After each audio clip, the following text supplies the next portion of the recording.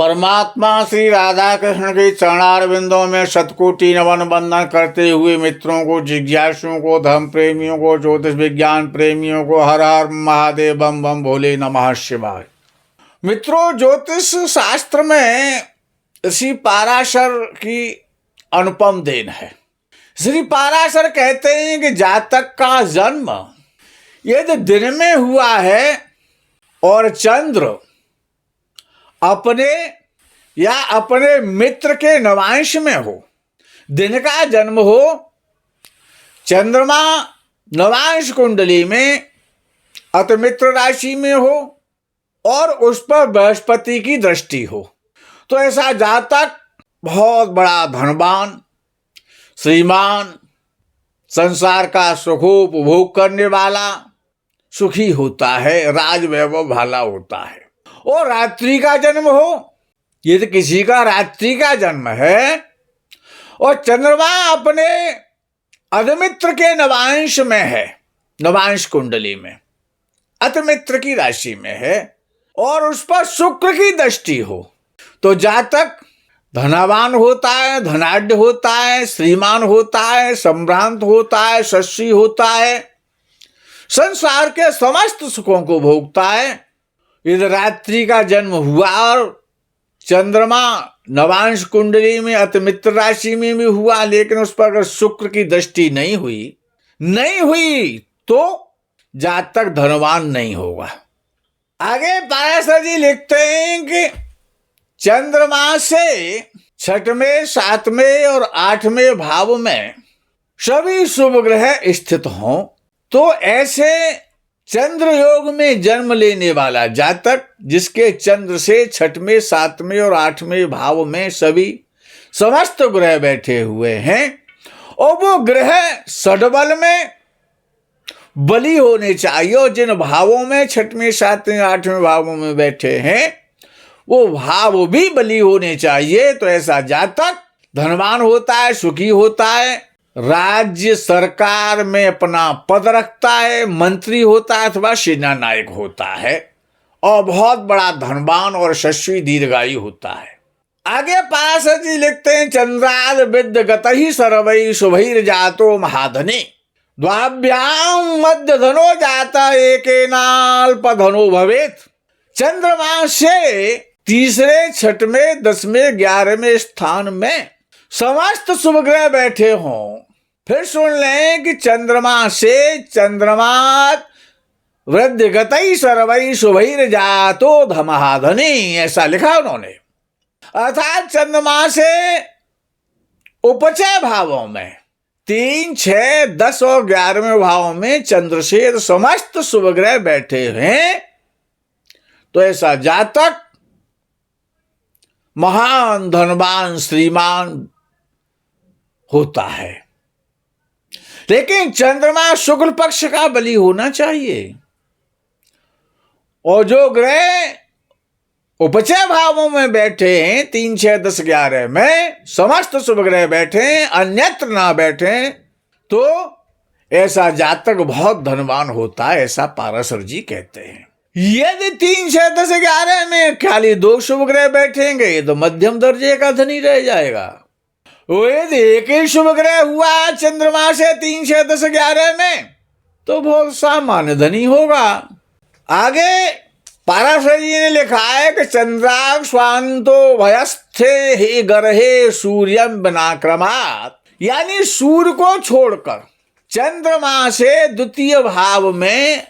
कोई भी ग्रह बैठा हो, सूर्य ना बैठा हो,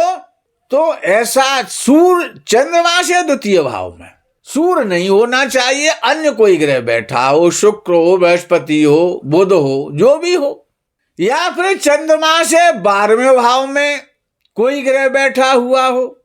तो ये जो योग है चंद्रमा से द्वितीय भाव में सूर्य को छोड़ करके और चंद्रमा से द्वादश भाव में, अर्थात बृहस्पति हो तो बहुत अच्छा है, शुक्र हो तो बहुत अच्छा है, और चंद्रमा से द्वितीय में शुक्र बैठे और द्वादश में बृहस्पति बैठे तो अति उत्तम है।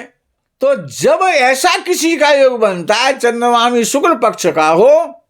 तो ऐसा व्यक्ति राजा राजा के समान वैभवशाली, राजतुल्य मतमान, धीमान, श्रीमान, धनी, विख्यात, अपने बाहुबल से धन को पैदा करने वाला राजा होता है। ऐसा पुरुष रोग से हीन होता है, निरोगी होता है, सुशील होता है, विख्यात होता है, कीर्ति युक्त होता है, समस्त सुखों से युक्त होता है, समस्त प्रकार के वाहन का सुख प्राप्त करता है और दाता होता है, दयालु होता है, उनका चाकर रखने वाला होता है। चंद्रमा के साथ या चंद्रमा से जो द्वितीय और द्वादश में जब शुभ ग्रह बैठते हैं तो ऐसा व्यक्ति देवलोक से आया हुआ जीवात्मा होता है। और जब चंद्रमा से दूसरे और 12वें भाव में कोई ग्रह नहीं होता,